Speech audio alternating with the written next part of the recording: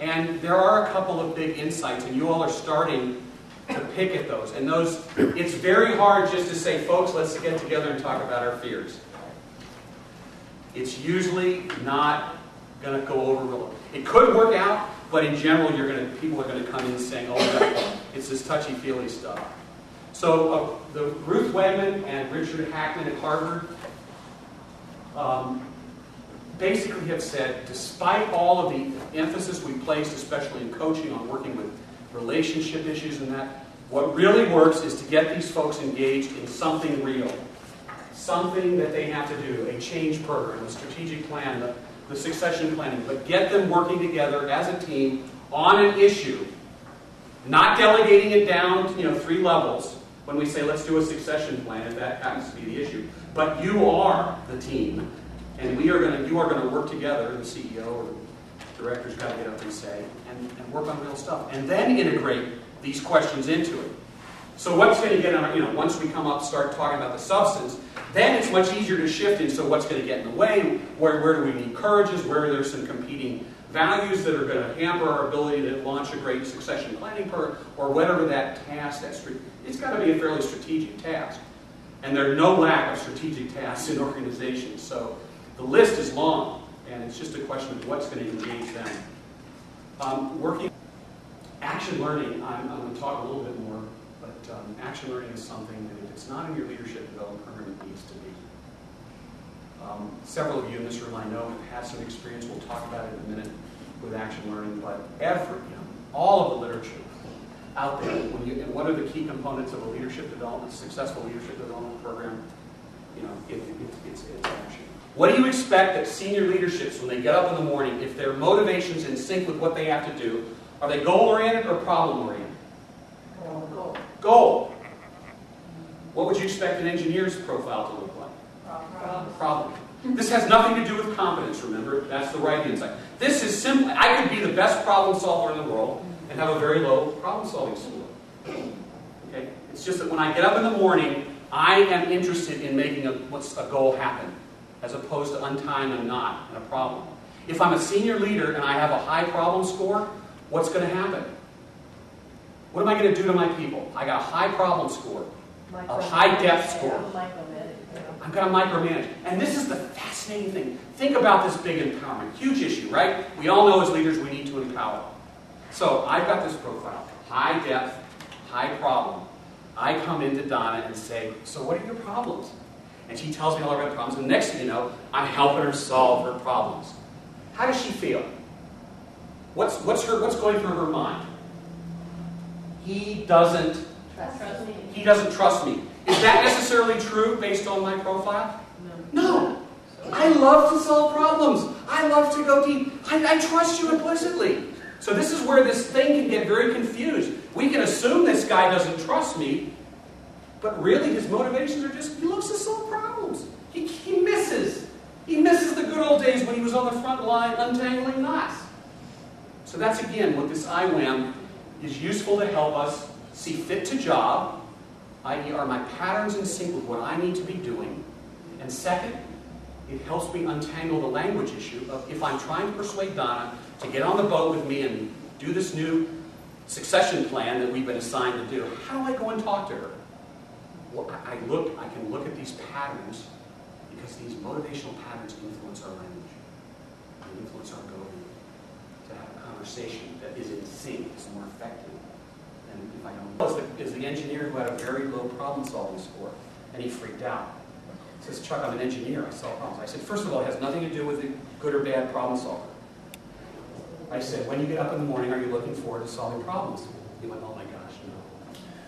What's going on? Well, I've got a team of 10 and none of them know how to do the task, and I'm doing all the work. So what do you think he did? Sort of this realization was, I need to do what? Train my people. Yeah.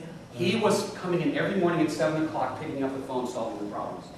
And if he started to take an hour each morning training. After 3 months, they were starting to help him. But he was just in this, I got it. I'm overwhelmed. What's the value of action learning to senior leaders? We've talked about the importance of the leader needing to be vulnerable. Action action learning teaches leaders that the most powerful thing you can do as a leader is to ask a great question and not necessarily have the answer. So now my vulnerability suddenly becomes an asset. Because now I know that it's okay to say, what's the answer to this question, as opposed to, here's my answer to the question. We teach people that it is through the asking of great questions that problems are best solved. It's through the asking of questions in the framing phase, in the very second step after the problem owner describes their problem for 2 minutes, to get clarity on the problem over there in the action learning cycle. And how often the boss comes in and says, Donnie, here's the problem. Go and fix it. And you dutifully march off and fix the problem. Let's get a team together and brainstorm solutions, right? What didn't you do? You didn't figure out what really was the problem. 90% of the time when we do action learning groups, the problem that the boss or whoever brought to the table is not the problem that goes out to solution. It's not a whole different problem, but it's a different problem. An example, a boss came in and said to this group of peers from outside of his organization, I can't motivate my team. I can't motivate. We're downsizing. We're a service organization. Nobody respects us. I can't motivate them. An hour later, after questions, to clarify his issue, his question was no longer how do I motivate my team, it was how do I motivate myself. And that was a whole different but related question. So action learning is a key part. The agenda, what's the next big thing in leadership development? Here it is right here. The next big thing, especially for senior leadership development, is developing a leadership system. I hope some of these things look familiar.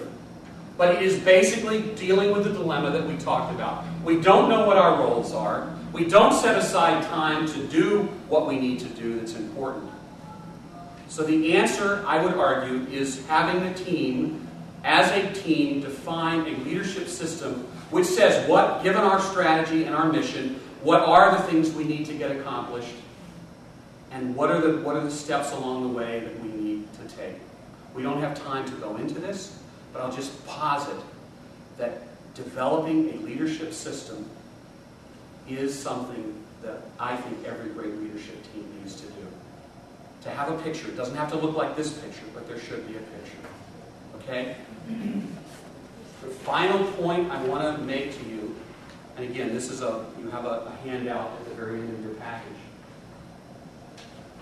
is the step beyond that is to engage every senior leadership team in the hero's journey or the leadership journey.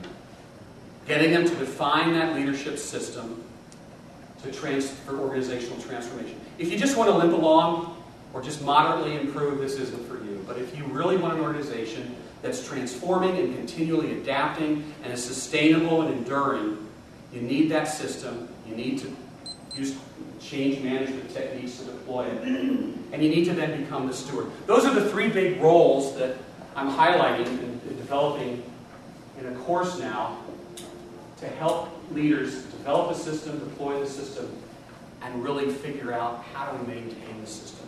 I'm the steward of this organization. I have to develop my talent. I have to keep the values and culture alive.